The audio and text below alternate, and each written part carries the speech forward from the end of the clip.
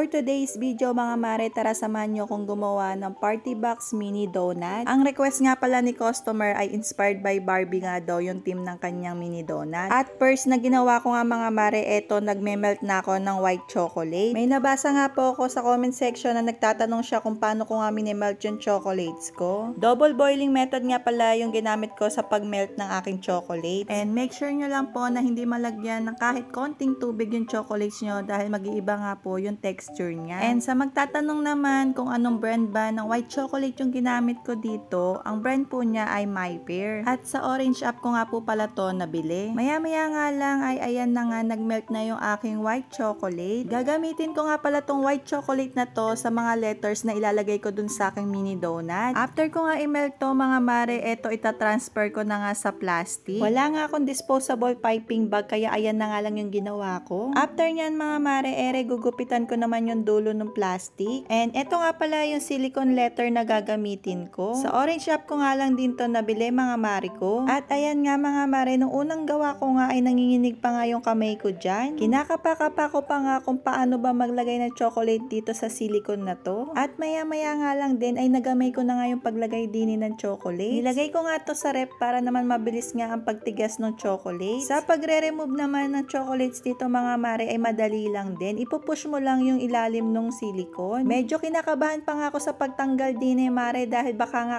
ako maputol. Buti na lang at natanggal ko nga to ng maayos. After ko nga gawin to mga letters ay sinet aside ko nga muna. At dahil nga Barbie inspired yung gagawin nating mini donut, ayan nagmelt na ako dito ng ACC strawberry. Sa pagmelt naman netong strawberry ay same lang din nung pagmelt ko ng white chocolate. At this time naman magdidip na nga ako netong mini donut dito sa aking strawberry flavor. After ko naman mag-dip ng mini donut, ayan, itatap-tap ko lang yung mini donut dito sa kamay ko para mag-flat yung chocolate at magmukha siyang makinis tignan. Repeat procedure lang hanggang sa maidip lahat ng mini donut. After nun ay ayan, magde-design naman na ako ng mini donut. Nilalagay ko na nga din yung mga letters na ginawa ko kanina. And mga mare, don't worry kasi hindi naman siya basta-basta magme-melt. Basta nasa room temperature lang siya. Bali, first time ko nga palang gamitin itong aking silicone letter. And sobrang happy nga ako sa kinalabasan niya mga mare dahil ang ganda nga tingnan. After ko mag-design at nag-set na nga yung strawberry chocolate ay ayan, ilalagay ko naman sa cup liner. Ang size nga pala ng cup liner na ginamit ko dito ay 3 ounce. Medyo malaki nga to mga mare ko and mas suggested ko nga yung 2 ounce lang. Inuubos ko na nga lang yung stock kong 3 ounce na cup liner at lilipat na nga ako dun sa 2 ounce. Dahil nga mas saktong-sakto yon sa mini donut at sa magtatanong naman po ng size ng box na ginamit ko din ito nga po yung size. 10 by 10 by 2 inches po. At sa orange app ko nga po ito nabili. And this is it mga mare. Natapos ko na nga gawin itong aking party box. Inspired by Barbie. At after ko nga gawin tong mini donut mga mare, ito namang spaghetti bilao yung ginawa ko. Bali, apo ko na nga sa pamangkin yung magbe-birthday kaya naman nagsuggest na ako na nga kako yung magluluto ng spaghetti. Gusto ko nga kako kasing itry yung magluto ng spaghetti tapos sa bilao ko ilalagay. Para naman maisama ko na din to sa menu na binibenta ko. At pandagdag kita nga din to mga mare. Bukod nga sa ginawa kong bilao na to ay nagpa-order din ako nung naka-styro lang. Dahil for sure nga kako ay may sosobra nga dito sa lulutuin ko. At bukod nga dun sa naibenta ko pa nga naka-styro ay nakakain pa nga kami ng spaghetti. O diba nalibre pa nga ang merienda ng person. O siya mga mare, kung may katanungan pa nga kayo about sa mini donut ay mag-comment nga lang kayo dyan sa baba. And super thankful ako sa mga nanonood ng aking mini vlog. Kaya naman, don't forget to like, share, and subscribe. Yun lang muna. Salamat sa panonood!